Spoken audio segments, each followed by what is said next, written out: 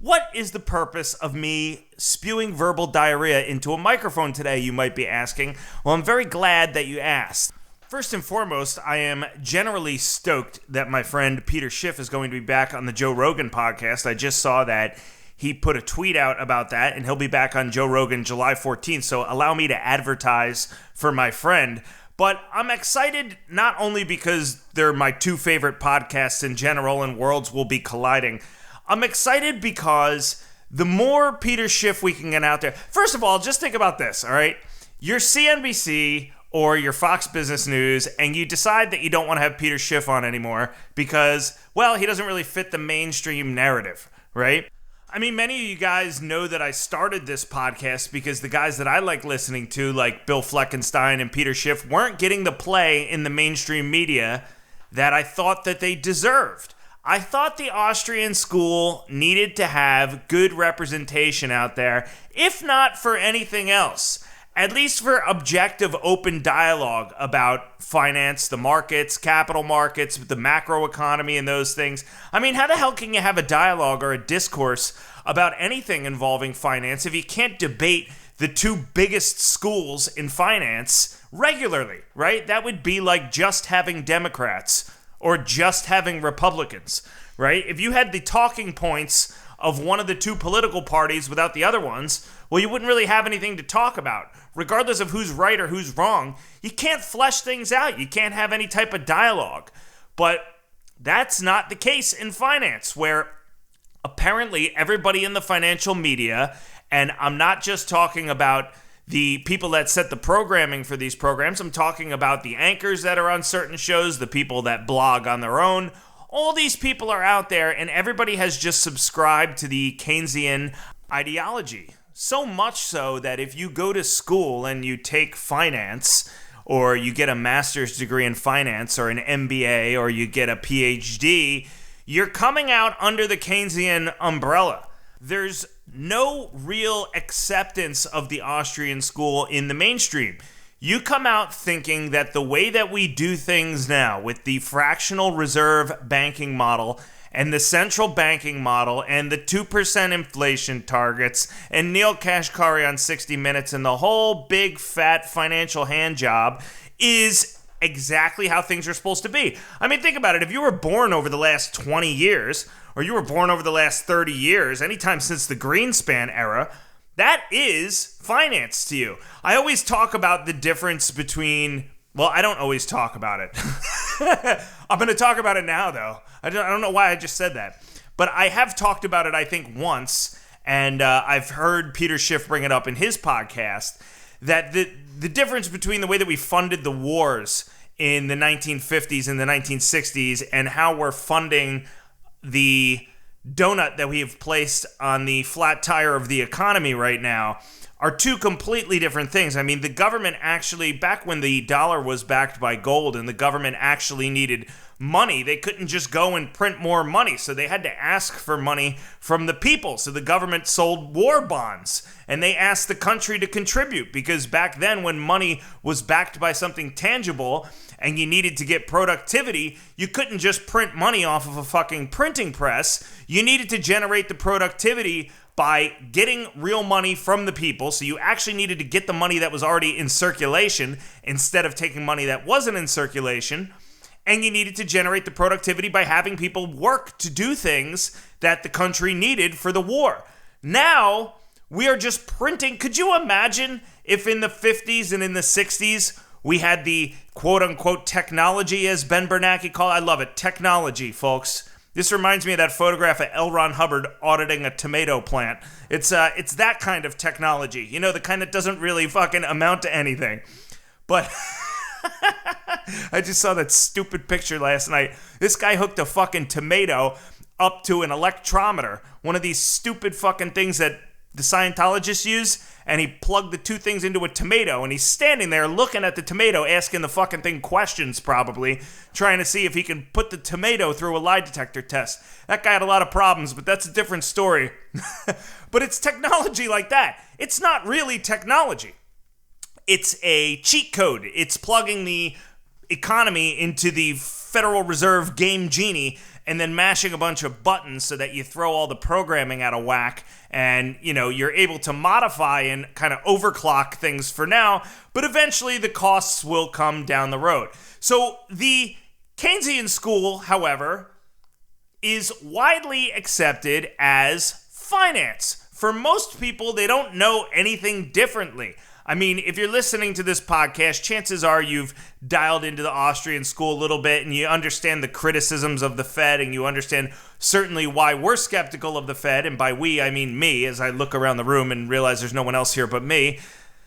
But people that are coming out of school now, people that have only been alive for the last 20 years, and people that study finance, and certainly people on the far left, like the geniuses that are pulling down statues of Ulysses S. Grant and Abraham Lincoln right now, those people only think of finance as, hey, the Fed can print unlimited money. I know because I heard this bald guy say it on 60 Minutes, and it wasn't me, although I got no problem with baldness because I'm losing my hair, but I don't really get the 60 Minutes time that Neil Kashkari gets. Big fucking surprise there.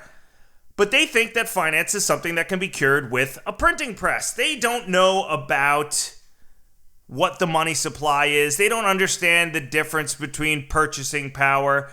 The Fed can't create productivity. Peter Schiff says this all the time, right? The Fed can't create productivity, and they can't create purchasing power. That's why if you look at the Fred chart of the dollar's purchasing power, it continues to go way down.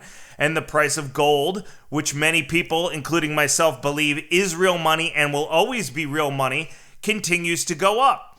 Now, again, to go back to a point that I've talked about a million times, when you look at the dollar's strength and you're looking at the DXY, which is a fraud currency, the dollar backed by nothing, compared to a bunch of other global fraud currencies that are backed by nothing, yes, the dollar gets stronger and the dollar gets weaker, and there's consequences to all of those things, none of which I feel like talking about right now. But the point is, almost every currency around the world, including the dollar versus gold, is at all-time lows. And all you got to do is take a gold chart in any currency and flip it upside down. And that essentially gives you the strength of that currency priced in gold. You invert a gold chart. Literally, take a gold chart, print it out of your printer, and flip it upside down. And then whatever currency you've got it in, whether it's the yen or the Swiss franc or whatever, that is that currency's strength against gold. And it's very simple. There's a finite supply of gold, and the lower the purchasing power of the fiat currency, the more gold, an ounce of gold becomes worth in that specific currency, which is why the price of gold continues to go up. It's a relatively simple concept. But nobody talks about these things at all in the mainstream media. And the irony is fucking hilarious, too. Because all these boneheads that haven't had the Austrians on their shows are now about to eat a giant shitburger, because not only did many of the things that Peter Schiff predicted happen, I mean, he predicted that there would be QE4, he predicted exactly what's going on, he's predicting that, he's always been a bull on gold. He said, he's been a bull on gold since gold was $300 an ounce. And he's continuing to be a bull on gold, and we're going to see gold continue to appreciate because, in my opinion, it's a very simple equation to figure out. The lower the purchasing power of the dollar, the higher the gold goes priced in dollars. And you can look at two charts. You can look at gold on a non-inflation adjusted chart over the last 100 years, and you can look at the purchasing power of the dollar. If you put in Fred, F-R-E-D, and then just put dollar purchasing power, you'll see the purchasing power of the dollar collapse. And Fred is the Federal Reserve's chart system. I don't know what it stands for. Federal Reserve Erectile Dysfunction. I'm not sure. That's probably not it, but it could be. It could be, because we just don't know what's going on in those buildings. So it's cool that Peter Schiff gets a platform, and it's even cooler that Joe Rogan signs this $100 million deal with Spotify, right, a couple of weeks ago, and all of a sudden everybody perks up and they're like, wow, podcasts are a thing. And all of a sudden all this content that's being purchased, for Netflix and Roku and all of these Apple, all of these companies that are scrounging to get their own exclusive content, Amazon, now the lens turns to taking a look at podcasts. And who's the first to go? Of course, Joe Rogan, because it's the most popular podcast in the world right now. He puts out an episode. I was just listening to his episode with Brett Weinstein last night, and I think in 24 hours or 48 hours, however long that's been out, he's got 3, 4, 5 million views. I mean, that blows away network television. I was listening to a podcast this morning where somebody said that the Trump rally last week on Fox News had a record 6 million or 7 million views. And I'm thinking to myself, wow, okay, well, that's the president speaking at a rally, and that's a record-breaking amount of views for television. And then I think to myself, wow, like Joe Rogan goes on and talks about scratching his nuts with Eddie Bravo, and that also gets 6 or 7 million views. So I'm thinking, wow, this guy's got the most powerful platform in the world, and everybody knows that now that he signed this big $100 million deal. So Peter Schiff, in essence, takes a fucking jug handle, I'm from New Jersey, takes a jug handle around the mainstream media and just says, thank you for declining to ever have me on. But if you guys, while you guys are busy fucking around with your little show here that's going to get, 150,000 views today, I'm going to go on Joe Rogan, okay? And the host is going to make a bunch of dick and fart jokes, and we're going to rack up 5 million views overnight. So thanks, but no thanks. And what does this mean? It means that there is a real interest in exactly what Peter is talking about. I mean, not only is there a big anti-Fed movement or an end the Fed movement, or as Danielle DiMartino Booth says, take it down to the studs and rebuild it movement, which I know is what Ron Paul wrote about in a couple of his books. Not only is there that movement, but I just think that there's a thirst in this country for honest dialogue about things. And you absolutely can't have an honest dialogue about finance without looking at the other side of the coin. And this unlimited QE that we're going through is raising a lot of very existential questions for people, many of which I talk about on this show all the time. For instance, why do we have to pay $3.5 billion in taxes every year? That's about what the annual tax revenue is, when the Fed can just print $3.5 billion. Well, there's a great question. Who can give me a great explanation for that? Because I haven't heard one yet. And that's really the paradigm that I was talking about before. It's the difference between needing money from the people for government to be able to meet its budget. And they're not even meeting their budget. It's for them to post the pornographic deficit that they're putting up that would only be slightly worse if they didn't collect tax revenue. It's like the government we're so far in debt, the tax revenue is almost an afterthought. But it's that paradigm. What's the difference between doing that and monetizing it? And you hear people say monetize all the time. And monetizing the debt would just mean printing enough money to deal with it. And then again, you pay for it with the purchasing power of the money, and you pay for it with inflation. So you pay for it a different way.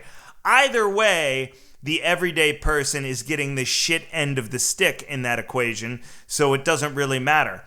But more importantly is, why don't we talk about it? And I think that is one of the most important things that we can do right now, because we are really, if you listen to my interview with Danielle DiMartino Booth last week, and I know a lot of you people did, a couple of the stunning things that she said during that interview were that the Fed really doesn't seem to know how inflation works. They don't really if you listen to her and you take her at her word, the Fed doesn't know how its models work. And the Fed doesn't really know how inflation works. And we talked about this on the last podcast. There was an article I read maybe a month ago that pointed out that the more QE people did, that the more it became deflationary instead of inflationary. So we don't really even know how the Keynesian experiment is going to work. But fucked if you can't go out there and raise questions about it or bring it up, because you can't, because people are too busy talking about Peloton, which got upgraded to $70 per share today. So if you turn on CNBC, like I just did moments before the podcast, there's not some great existential ideological debate about monetary policy and the long-term consequences of what we're doing. There's a debate about whether Peloton belongs at 58 or 62. It's like, well, fuck, who cares? If the bedrock of the entire thing is just a giant mess. What does it matter? You know, you can take your Peloton and you can just ride it off a cliff at that point, because that's about as good of a use as it's going to be to you when the dollar turns into a slice of fucking Swiss cheese from ShopRite. So I was glad to see that Peter Schiff is going to get a platform on the world's best podcast, and let that be a lesson to you in the financial media.